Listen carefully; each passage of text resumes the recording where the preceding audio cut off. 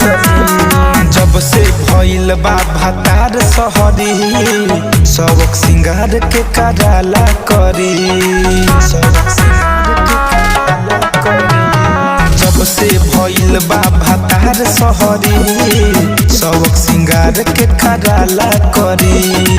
महारत कहना गौआ के लोगावा बुरा नजर से बचा के चली।